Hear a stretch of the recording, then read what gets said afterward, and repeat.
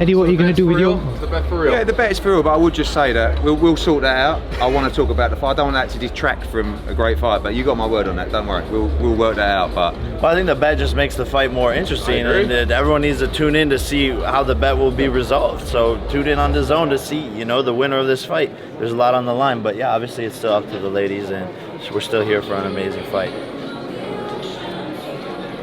Eddie, will you match Jake's offer that he's going to give the million to... I don't know about that bit, but you know, I'll match my word as I always do. But like I said, you know, we'll work that out between us. Do you agree with Jake that the bet offer adds something to it, or do you think it's a bit of a side attraction? You know, I saw the reaction from Katie's trainer. I like to give those girls the limelight, but at the same time, I truly believe Katie Taylor will win this fight, and I honestly wouldn't take any bet if I didn't. But you know, we'll work that out between us privately. I'm not going to shy away from. I honestly believe she wins the fight. So, but at the same time, I want to give these girls the limelight they deserve, and it does add to a bit of fun. It's always nice to have a little bet. When you go back to the girls, what do you think of the energy they brought to the presser today? Obviously, Katie very calm. Amanda seemed a little bit almost impressed by her surroundings. How did you feel they came across today? Do you know what? I just think they're ready to fight. They've done so much media for this event, more than they've ever done before, and they've both been tremendous. But now it's fight time, and I think they've had enough. You know, they'll do their duties today, but they just want to weigh in and get ready for Madison Square Garden at the weekend. Jake, do you feel the same? Yeah, look, same thing. Amanda's just having fun, kind of a little bit, you know, tired of all the media obligations. This is more than they've ever had. Tons of media here, obviously. So, yeah, like Eddie said, they're just ready to fight. Jake, are you concerned about the judging? First week as a promoter, how are you feeling? It's pretty cool. It's pretty fun. You know, you just sit up here in front of the cameras and say stuff, and that's about it. It's a pretty easy job, honestly. What have you learned from Eddie, and what have you learned from Jake in terms of promoting? It's all about the platform, really. I've got a big platform as a promoter, but Jake's got a much bigger platform, and obviously we want to use that platform to bring in his audience to fights like this. So I think the one thing I've taken from it is it doesn't have to be that difficult in boxing. Like, we don't have to like each other. I quite like him, but it doesn't matter. We're both working together for the same mission, which is to provide opportunities for our fighters and make this event as big as possible. And it doesn't have to be like it is in boxing, but there's so much bitterness in boxing. This is quite fresh. Eddie, could you tell Jake why Katie's going to win, please? I think you saw it up there. I think Amanda Serrano is going to be overruled with the occasion. I think she's going to be outclassed. I think actually she's going to get stopped in the fight. But that might be a separate bet that comes later. That's a big price, by the way. I want a big price on that one. But listen, they're both great fighters. Amanda Serrano punches very hard. She's going to be very dangerous in this fight. But just like Jake believes his fight is going to win, I just believe Katie's too good. Well, Katie hasn't stopped anyone since 2019, so, you know, I don't know what he's smoking. But, yeah, Amanda Serrano's clearly the big puncher here, has double the fights of Katie Taylor, and is more in her prime. That's my opinion. We're both entitled to it. That's why we both put $1 million on the line. Are you concerned about the judging? Because Katie's won a few close decisions in the past. No. I think, you know, there will be a clear winner in this fight. The ladies got all the motivation that they need, but Serrano, I think she got just a little bit more because she's trying to get revenge after Katie Taylor beat her sister. You think that she's trying to get the family revenge? Well, for sure, you know, and you know that how that plays into my story as well, where you know, wanting to take out KSI one day. So, you know, I think Amanda has a bigger chip on her shoulder just in general because Katie's gotten these big paydays. She's gotten to headline events, and so Amanda definitely wants to prove herself on Saturday night. Think Rob Aaron will be watching on Saturday night? Who cares? Fuck that guy. Jake, we saw a post. I don't know if it was yours or yours. Serrano wins. What's the next best thing for her after this? You know, I think that's up to her and what she wants to do. And with her coach Jordan and Most Valuable Promotions, we're just gonna help her do and accomplish whatever's next.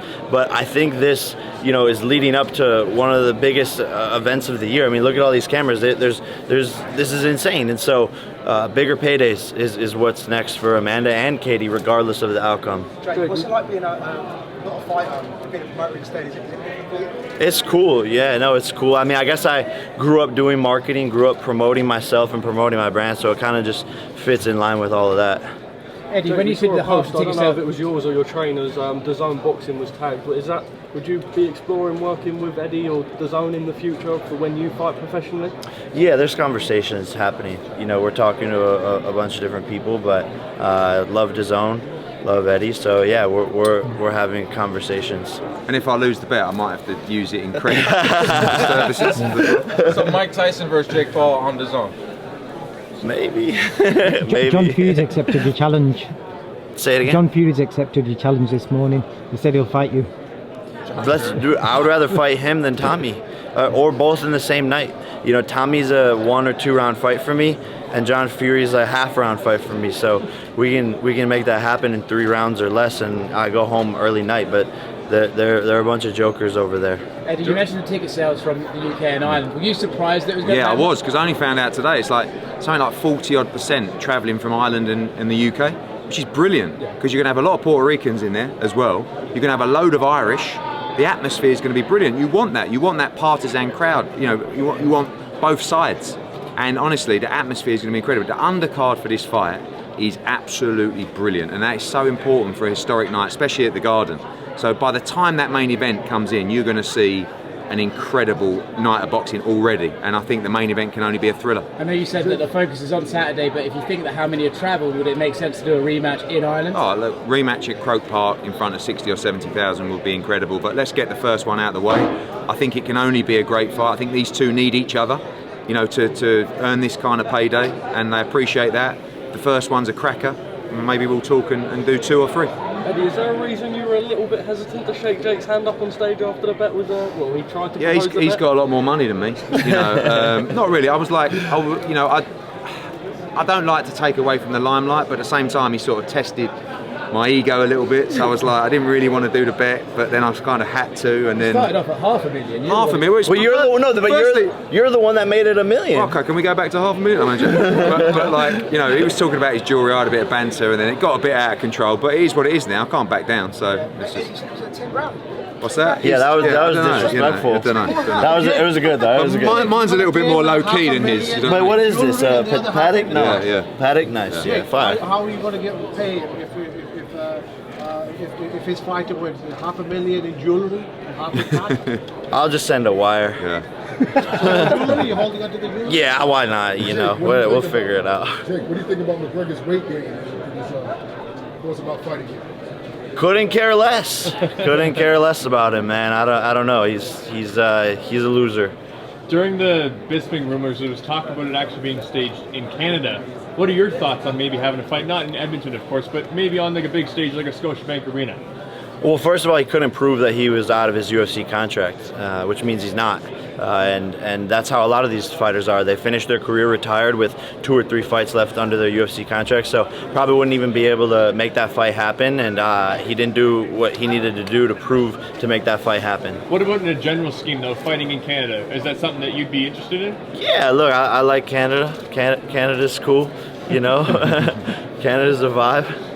Jake, is KSI still possible or not? Nah, he's got to go fight somebody. Not really a thing.